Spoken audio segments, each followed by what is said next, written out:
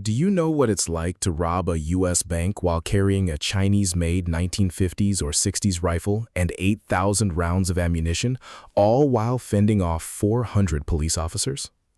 If we were to rank bank robbery skills in modern-day America, the undisputed number one would be Zicheng Xian Lamu.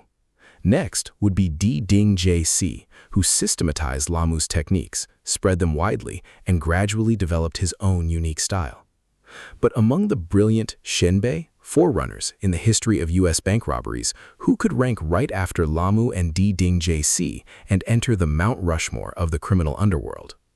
Dapao, Big Cannon, believes it must be the sternest father of American banks, the spokesperson for Norinco in North America, the righteous parents of Commissioner Smith of the police world, and the sole inspiration for the 6-star wanted level, the North Hollywood bandits Larry Phillips and Emil Matasaranyu. On July 19, 1996, Emil Matasaranyu was born in Timișoara, Romania. His father, Ovidiu, was a high-ranking government official, and his mother was the star of the Romanian Symphony Orchestra. Barring any unexpected events, Matasaranyu's starting point in life was better than at least 58% of the people watching this video. You could say he wasn't just free from want, but rather born into wealth and prosperity. However, when there's no expectation of trouble, trouble is exactly what happens.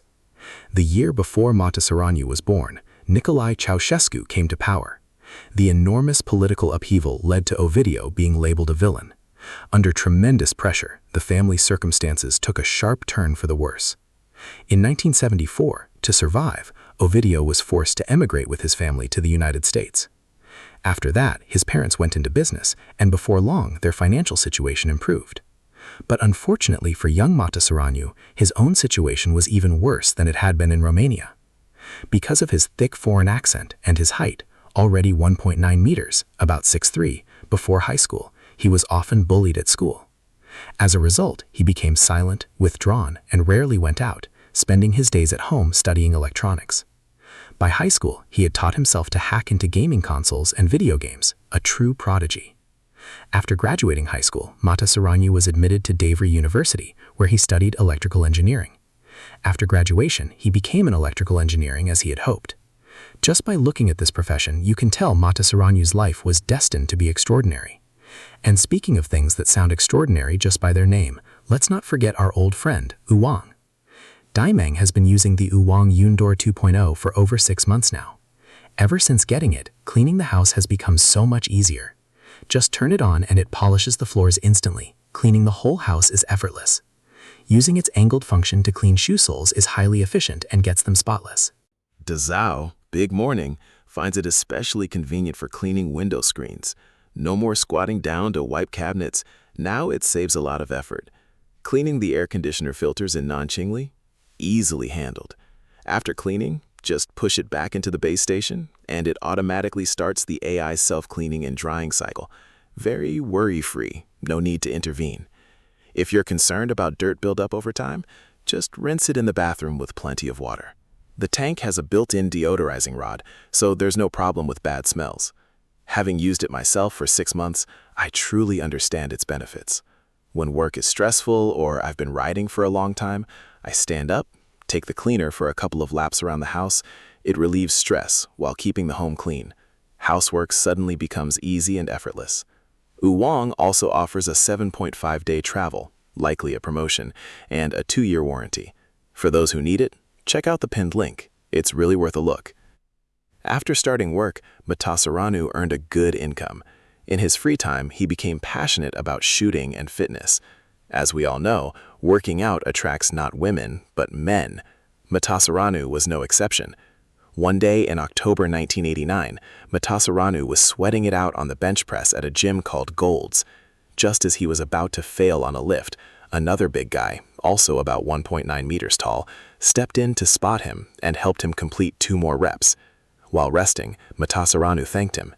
As they got to know each other, Matasaranyu and Larry felt they had known each other for ages. Their idol was the same person, they both loved firearms, and they enjoyed watching police and robbery movies. The only difference between them was that, compared to Matasaranyu, Larry couldn't be described as honest and law-abiding. He was more like a compulsive gambler and degenerate. As a native Angelino, Larry was practically born into crime. At age 6, Larry watched the FBI storm into his home and arrest his father. Shortly after, his mother was imprisoned for drug possession, serving a 10-year sentence. In an effort to fulfill his paternal duties, Larry's father repeatedly escaped from prison to come home and take care of him. Growing up in such an environment, Larry didn't give up on himself. He became a bodybuilder. He refused to get involved with any drugs or steroids, insisting on natural training, which naturally meant he never achieved notable competition results. To make a living, Larry entered the real estate business, forging documents to commit fraud, a kind of self-styled entrepreneurship. Initially, Larry made a lot of money with this skill. That lasted until 1992, when he hit a wall. This time, he tried to defraud a client who quickly saw through his scheme. When they tried to apprehend him, the strong and fit Larry broke free and fled, hiding out at his friend Matasaranu's house. During this time in hiding, the two passed the time each day watching bank robbery movies. One day while watching a film, Larry suddenly said to Matasaranu, "Bro, we've watched at least 100 of these cop and robber movies. I don't think it's that hard. Want to give it a try? With our combined brains, we could pull off something big." Matasaranu had no other friends and felt he had nothing left to lose, so he agreed to give it a shot. The two began purchasing large quantities of weapons and equipment and selecting targets. Since it was their first operation, they decided to go straight for robbing a bank. After all, thanks to the efforts of Ram Dillinger and other pioneers, banks in the United States had almost no security weaknesses left. After careful consideration, the two chose to rob an armored cash transport truck. After several reconnaissance trips, they targeted the truck belonging to the First Bank of Lytton City. The truck's schedule and route were relatively fixed, with several secluded spots along the way. The escape route after the robbery was also easy to find. And so, on July 20th, 1993, after confirming that their plan was flawless, the two officially began their operation. Unexpectedly, the operation went incredibly smoothly. They blocked the cash truck with their own vehicle, brandished a gun, and the security guard locked the driver's cabin from inside.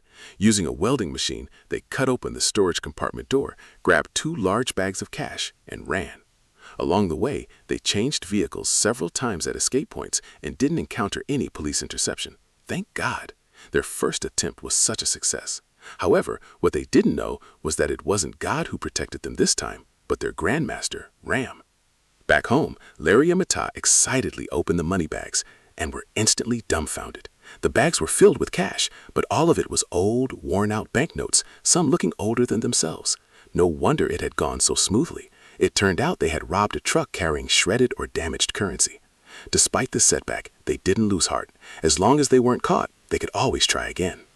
3 months later, after meticulous planning, they struck again. But as soon as they set out, reality hit hard. Overexcited, Mata sped in his Pontiac Firebird and was pulled over by a police officer. While speaking with Mata, the officer noticed guns in the vehicle. For safety reasons, the officer searched the car and was stunned. In Mata and Larry's car, police found 2 semi-automatic rifles, 2 pistols, 4,000 rounds of ammunition, a radio scanner, 6 smoke grenades, 2 C4 bombs, 2 sets of bulletproof vests, wigs, landlord masks, 3 different state license plates, and other gear. It was obvious they were heading to rob a bank. The two were charged with attempted robbery. After signing a plea agreement, Larry and Mata were jailed for 100 days and then released. Most of their belongings, except for the bombs and guns, were returned. After this ordeal, the duo felt somewhat discouraged. Could they really be Ram's reincarnated disciples, bonded brothers cursed with such bad luck? So, after 2 years of working hard, saving money, and re-equipping, the undeterred pair returned once more. Since the obsessive-compulsive precision planning approach of their predecessors didn't work, they would create a brand new style. All fear comes from insufficient firepower, they reasoned. Since they couldn't buy fully automatic weapons on the market, they would modify their own. Since American models weren't working for them, they bought Chinese-origin fully imported ones to modify, large capacity and sturdy quality. Of course, high attack power and speed weren't enough for a sense of security. In addition to standard body armor, the duo purchased large amounts of Kevlar fiber, filled it with steel plates, and sewed their own level 3 ballistic face shields, arm guards, and leg guards. Only the joints were left uncovered for flexibility. The full set of gear weighed up to 30 pounds, child's play for the fitness-focused duo.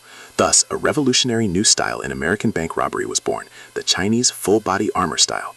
How did this style compare to the old masters? On June 14, 1995, The duo tested the waters. Carrying two modified enhanced Norrington Type 56 rifles, they robbed a Bank of America cash truck in Winnetka, Los Angeles. Under their insane firepower, the truck's bulletproof glass shattered like paper. Two guards died on the spot, unable even to call for help. In 10 minutes, Larry and Mata stole $1.6 million. Their terrifying firepower allowed them to easily escape with the cash. Wearing masks and using specially modified ammunition, police couldn't trace them. Two successful million-dollar heists could have set Larry and Mata for life, but living a comfortable life felt unbearably dull. Only then did they realize they weren't robbing for money. They genuinely loved the profession of robbery. After 8 months of silence, they acted again. This time, they targeted the Bank of America's North Hollywood branch. Yes, Bank of America again. The bank's executives were nearly in tears. These two just kept hitting the same bank. On the morning of February 28, 1997, Larry and Mata carried 4 modified Norrington Type 56R rifles, 1 M16 fully automatic rifle, 7,500 rounds of ammunition, and wore full-body intermediate Kevlar armor suits. For absolute protection, Mata even sewed his watch directly into his suit with Kevlar fiber so he could check the time. To prevent overexcitement and speeding, they took medical sedatives before departing. Thus began a heist that would change the entire American police system. At 9:16 a.m., the duo drove a white Chevrolet sedan to the North Hollywood branch. Without hesitation, Larry and Mata rushed inside. "Everybody down!" Firing at the ceiling, the 30 employees and customers immediately hit the floor and dared not to resist. Due to the bank's bulletproof door design, the security system could only withstand low-velocity handgun rounds. Under the terrifying firepower of the modified Type 56 rifles, Mata easily entered the bank premises and forced the bank manager to open the vault door. Up to this point, the robbery went smoothly. But after opening the door, Mata became furious. Due to a change in the bank's delivery schedule, the bank, which was supposed to contain $750,000, had less than $400,000 in cash. Enraged, Mata frantically emptied his 75-round magazine. 7 minutes later, he directed his accomplice to pack the remaining $300,000 into a bag. The intense gunfire attracted nearby patrol officers. 2 police officers got out of their car to investigate and immediately called for backup. At 9:24 a.m., 8 minutes after the crime began, Larry walked out of the bank with $300,000. Spotting a police car 60 meters away, Larry didn't try to flee immediately. Instead, he fired over 100 rounds wildly at the police car. This insane barrage pinned down the officers, injuring 1 sergeant and 3 officers. A police helicopter arrived to provide support, and Larry turned his gun toward it, firing until he emptied his magazine again. He then returned to the bank to regroup.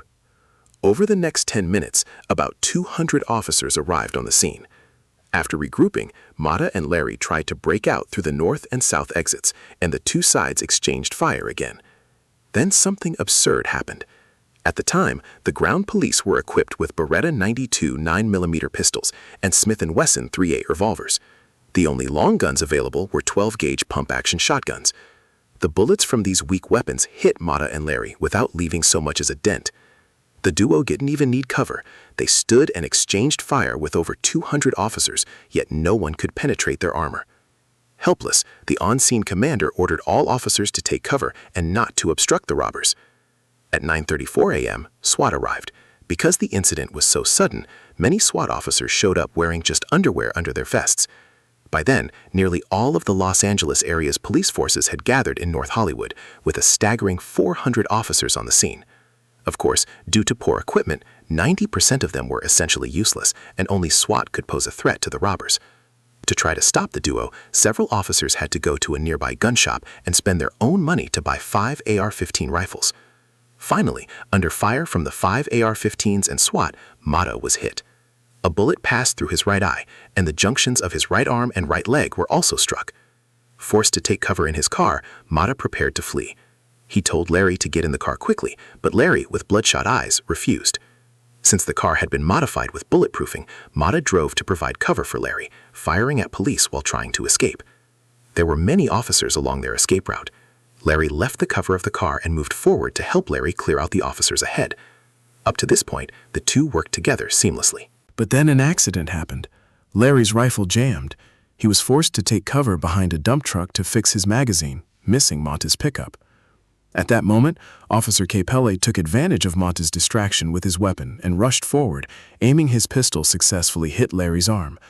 Larry tried to return fire with his rifle, but due to the design of the Type 56 magazine, which couldn't be angled properly, after struggling for a moment, his rifle jammed again. He was forced to draw his pistol to fight back. Realizing that Monta was gone, Larry knew he was trapped. He used his last remaining bullet, aimed at his chin, and pulled the trigger. A gunshot rang out, and Larry died instantly. Meanwhile, Monta had made it a block away, but his car was severely damaged. He got out, aimed his gun at a truck, and opened fire. The owner, under heavy fire, quickly fled. Monta commandeered the now empty pickup truck. Everything seemed to be going smoothly. After transferring all his gear to the truck, Monta got in, ready to drive off. But when he grabbed the steering wheel, he was stunned. The owner had taken the keys. At that moment, SWAT officers Donnie, Steve, and Richard drove their car toward Monta. Knowing he was trapped, Monta got out and used his MX-15 fully automatic rifle to make a final desperate stand against the SWAT team. The two sides exchanged intense fire for 2.5 minutes, with two cars between them. Even though Monta was wounded, the SWAT officers still couldn't overcome him. Under the suppressive fire of his automatic weapon, they couldn't aim at his joints. In a critical moment, Officer Donnie's gun jammed. Lying on the ground trying to fix it, Donnie accidentally noticed Monta's feet. An idea crossed his mind. Could this guy's shoes be bulletproof? Donnie immediately told his colleagues to lie down and aim for his legs. It worked surprisingly well. The 3 SWAT officers shot Monta's feet and ankles to pieces. Unable to stand, Monta became a sitting duck. Even though the bullets couldn't penetrate his armor, the impact left him in agonizing pain and struggling to breathe. After firing his last bullet, Monta chose to surrender. Then, officers rushed in to arrest him. They immediately called for medical support, but under the safety protocols in place at the time, the commander believed Monta and Larry might have other accomplices and denied the medical request. During this time, Monta constantly taunted and provoked the officers, telling them to kill him. The officers ignored him, but ultimately Monta got his way. 70 minutes after his arrest, medical personnel were finally given clearance to approach Monta. By then, Monta had died on the spot from excessive blood loss. According to the police investigation report, Monta and Larry used 4 fully automatic Type 56S rifles, 1 MX-15 fully automatic rifle, 1 HK-91 semi-automatic rifle, and 1 Beretta 92 in the incident. They fired approximately 1,100 rounds at police. 12 police officers and 8 civilians were injured. Over 300 officers returned fire with 650 rounds. Larry Shot 10 times. Monta was shot 29 times, all in non-lethal areas. In the end, Larry committed suicide by gunshot, while Monta died from blood loss after being arrested. 1 month later, police raided the residences of Monta and Larry, seizing dozens of Molotov cocktails, bulletproof vests, helmets, dozens of modified rifles, 20,000 rounds of various ammunition, and $400,000 in stolen cash. The investigation revealed that after robbing $1.5 million, Monta and Larry did not squander the money extravagantly. Instead, they poured most of the cash into upgrading their weapons and equipment. Unlike their predecessors, Ram and Dillinger, Monta and Larry weren't robbing banks for the money at all. They were purely in it for the thrill of gunfire. After this incident, U.S. law enforcement realized that with the emergence of 2 legendary figures in the 1930s, banks and police had undergone a major upgrade for the era. However, for 70 years since then, there had been no further iteration in equipment. 7 months after the crime, with the support of the U.S. Congress, the Department of Defense provided the Los Angeles Police Department with 600 M16 rifles and approved a multi-billion-dollar annual equipment upgrade bill. This included issuing AR-15 assault rifles to officers nationwide. Affluent areas like Los Angeles directly adopted the rifles as standard issue, equipped all officers with bulletproof vests, and added Kevlar armor to all police vehicles. The following year, 18 officers involved in the case, including 5 who had purchased their own AR-15s to engage in the firefight, were personally awarded the Medal of Valor by President Clinton. This is the highest honor available to law enforcement officers. In 2003, the film North Hollywood Shootout, based on the incident, was released. That same year, the hit TV series SWAT opened its first episode of the first season with a scene inspired by the case. In 2013, Grand Theft Auto 5 was released, with Rockstar Games using the North Hollywood Shootout as inspiration for the Paleto Bay Heist, a mission that can reach a 6-star wanted level.